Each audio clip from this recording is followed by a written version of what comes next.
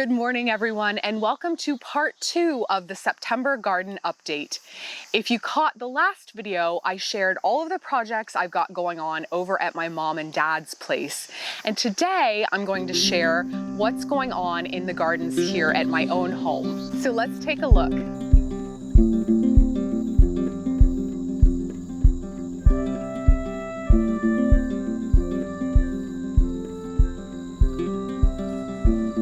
Starting right up here in the front of the garden, I know morning glories have a bad name, but I love morning blue morning glory so much that I just let it grow every year.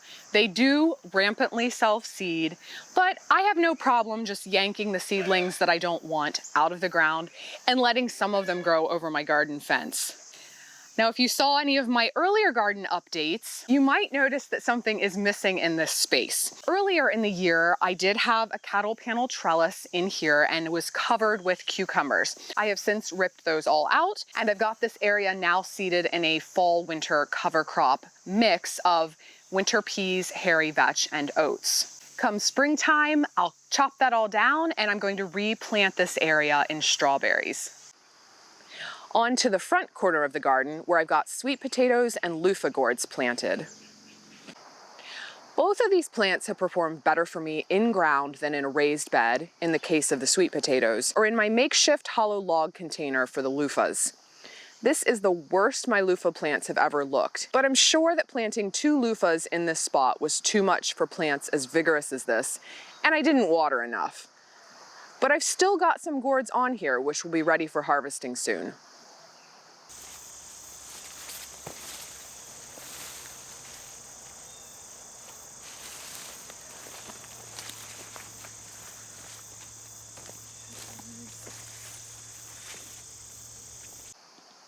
I'm getting a second flush of fruit from my Black Magic Blackberries. I'm happy that these are setting fruit a little earlier this year than they did last fall, so these may actually ripen up before the frost. This tomato has been a kid favorite this year and a grown-up favorite. This is Candyland. It's a currant type tomato with a more restricted growth habit than the typically wild and rangy currant tomatoes. But like other currants, it produces these tiny bite-sized fruit, and these are so sweet, they almost taste like little berries. It's been massively productive. You can see we've not been keeping up on picking this thing. And this is a favorite little garden corner of mine. I've got moonflowers on this trellis behind me, and this is actually the first year that I have grown moonflowers in my own garden. And what a fun plant.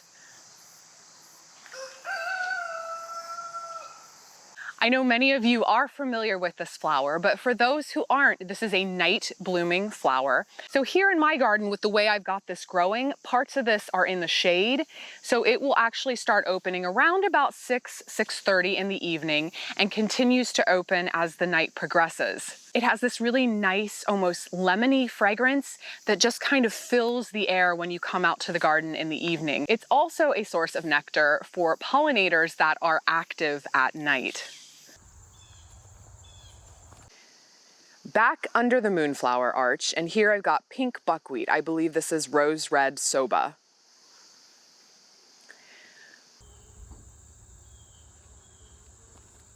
I've got some of my fall brassicas planted back here, primarily broccoli and cauliflower. I had a heck of a time getting these little seedlings established as hot and dry as it was earlier in the year. But I kept this soaker hose on them, kept them all mulched to try to keep that soil temperature down.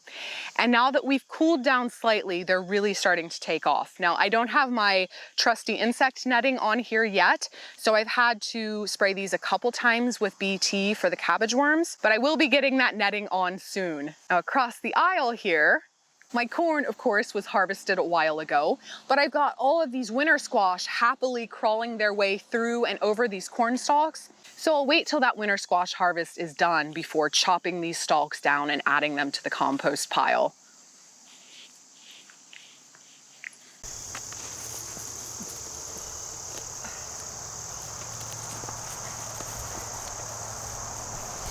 And And of course, I have to have my Brussels sprouts out here. Now this year I was experimenting with a bit of a later timing than what I normally do on Brussels sprouts. That is because one of my favorite varieties, and this is one called Sylvia, is a very, very early maturing sprout. And I wanted that timing of the sprouts to coincide with when we are going into cooler weather. So this time of year. So I actually started these from seed in early May and did not transplant these out till July 4th. That's a month or two later than what I typically do Brussels sprouts. And again, these are on a totally different timing than all of my other brassica crops because they're a very, very long season brassica. But I'm happy to see that this timing might work really well for Sylvia because I'm just starting to get the formation of little baby sprouts on here. And we've got just under a month before that first fall frost is expected. So I'm thinking they should be prime about that time.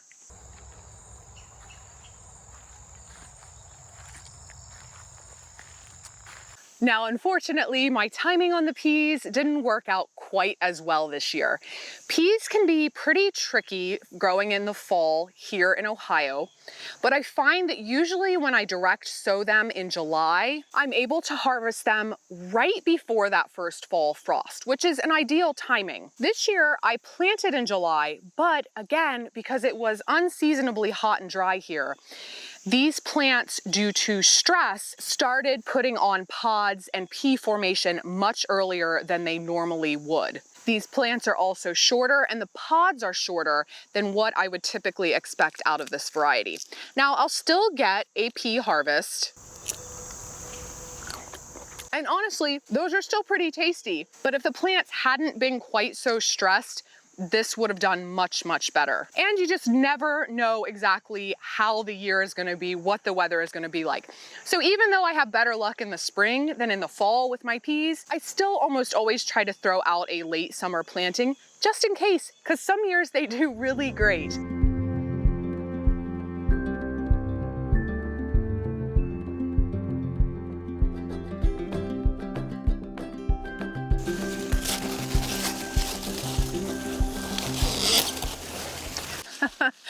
Now, who can't relate to this? I said, oh, I'll just go out tomorrow and pick those zucchini.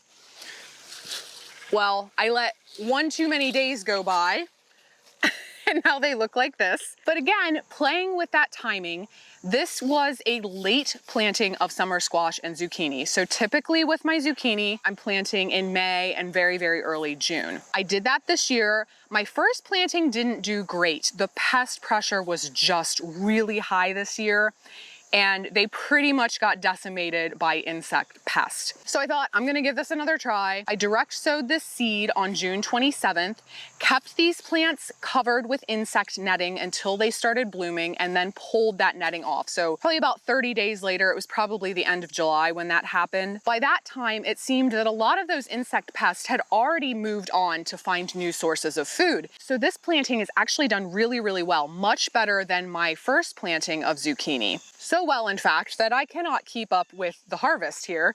Two specific varieties I have to point out here because I get a lot of questions on these specifically. First are these zinnias. This is a variety called Uproar Rose. And while I'm not typically the biggest fan of flowers in this kind of pinkish, purplish shade range, I make the exception for these. This is just a stunning variety. I've grown it for years. It always performs really well. I don't tend to have trouble with powdery mildew on these. It's a tall variety, and while if there's a strong enough storm, these plants will flop, they actually do a really good job of staying upright on their own. They make a really nice cut flower, and the pollinators love this one. The other variety I wanted to point out is this basil. I've talked about this before, but this is a variety called Emerald Towers. This is a late flowering Genovese type basil with a very, very upright habit. So you can see compared to this other variety of basil, this is one called Prospera. I really like this one too, and it's a downy mildew resistant variety. But this thing has been in bloom for over a month now. The Emerald Towers still aren't blooming, which is really nice nice because once your basil starts blooming, that flavor is going to get pretty intense and your leaves will start to get fibrous. This late blooming trait essentially means that you can get an extended harvest all summer long off of these plants. These were planted out my typical basil timing towards the end of May. We are now at September 16th, I believe, and you can see how great these still look. Now, peppers of all kinds are living their best life right now. September and early October before the frost is usually when my peppers are at peak, and this year is no exception. Unlike some of my other garden plants this year, the peppers have thrived in the heat, and I'm enjoying a bountiful harvest.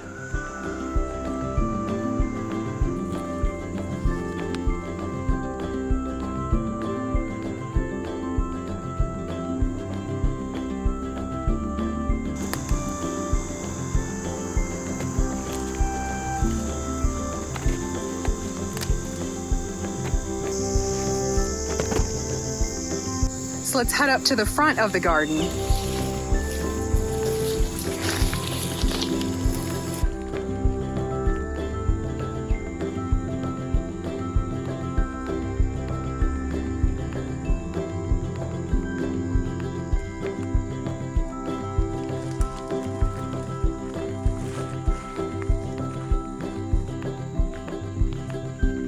And speaking of peppers, this is one I have to point out every year that I grow it as well, because everyone that visits the garden asks about this.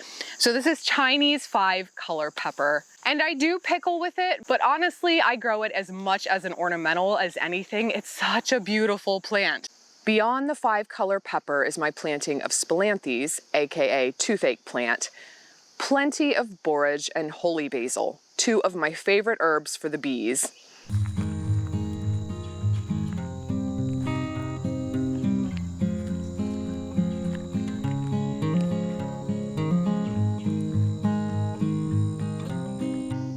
Beets and zochi marigolds.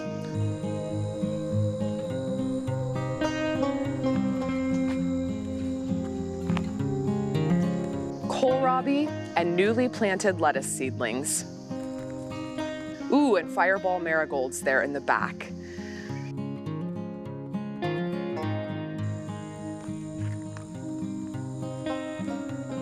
Newly planted kale, cabbage, calendula, and fennel.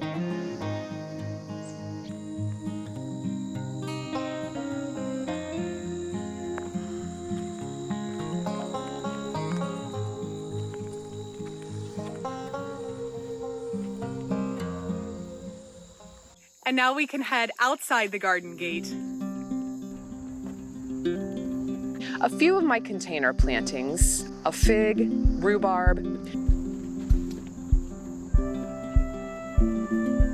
This flat, wonderful peach tree was planted in early spring, and stevia, which I need to harvest.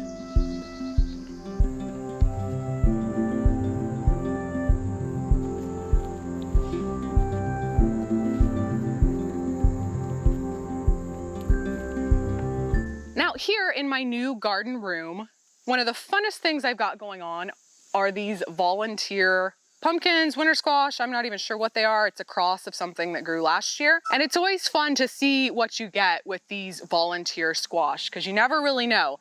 I've got several fruit growing off of the same plant, and they all look totally different. Now, chances are that these will not be great to eat, but I still like to try them every year anyway. Now, another favorite zinnia. This is a variety that I try to grow every single year. It's a variety called Queenie Lime Orange. Now, there's a whole range of colors in the Queenie series. There's lime, lime bicolor, lime blotch, lime orange, lime red. I think there's a lime peach now, but I like the lime orange the best. Like the Uproar Rose, this is a very upright cut flower type with strong stems.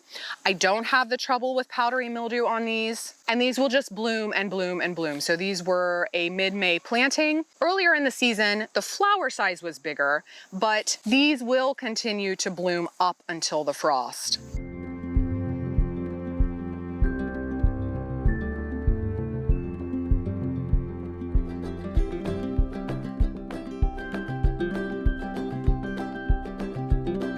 Here I've got my clay soil amendment experiment going on. Now, if you've not seen it already, you can go back and check out that video to see exactly what I'm testing in here. But the idea was that I was adding individual amendments to pots of clay soil to see which amendments actually worked to improve soil structure and drainage. So I had originally wanted to go with something that was a little more intolerant of clay soil conditions.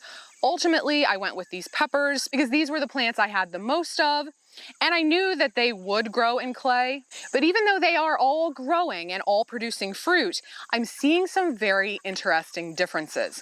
Now, I will share a final update once the growing season is over, where I'll actually look at how these plants performed through the whole season, as well as looking at changes in the clay soil itself. But let me show you quickly some interesting differences I'm seeing in these pepper plants. What I'm finding the most interesting so far is that the liquid lawn aerator plant seems quite stunted. The cow manure plant is the largest with the largest fruit set, no surprise there. And the biochar plant is remarkably lush and full, but has tiny fruit and seems to be slower to actually set fruit. But I'll follow this till the end of the season and observe what happens.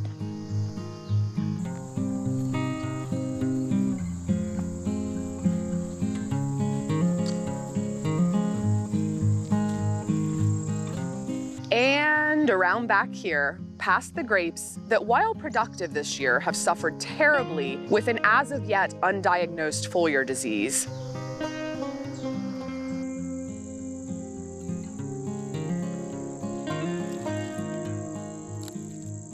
And back here we have the jungle that is the hugelkultur beds. So as you can see, my winter squash and gourds and pumpkins back here are just kind of taking over the world. They have done really, really well and seem to be really happy growing in this hugelkultur mound. One of the beautiful things about hugelkultur mounds is that you're building the base with a lot of larger wood pieces, so logs or larger branches. And what that wood can do is soak up excess moisture during the wet season. And when it's drier, it will actually allow that moisture to wick back into the soil. Now, I saw that happening firsthand in these beds. As I've mentioned, it's been a hot, dry year here in Ohio, and I have had to water the main garden several times. I have not watered these hugelkultur beds at all. Normally with my in-ground beds in this kind of weather, I would see all the signs of plants desperately needing water. So droopy leaves, struggling to put on growth, smaller fruit production. I'm not seeing any of that in here. These plants are just happy and vigorous and healthy and extremely productive. So you all are gonna get sick of listening to me rave about hugelkultur, but here in my gardens, these have been an amazing addition. And don't forget, if you're unsure about when to harvest those winter squash or pumpkins, look for a color change and use the thumbnail test. Many squash and pumpkins also benefit from a curing process prior to eating or storage. For more on that, click on the video linked above.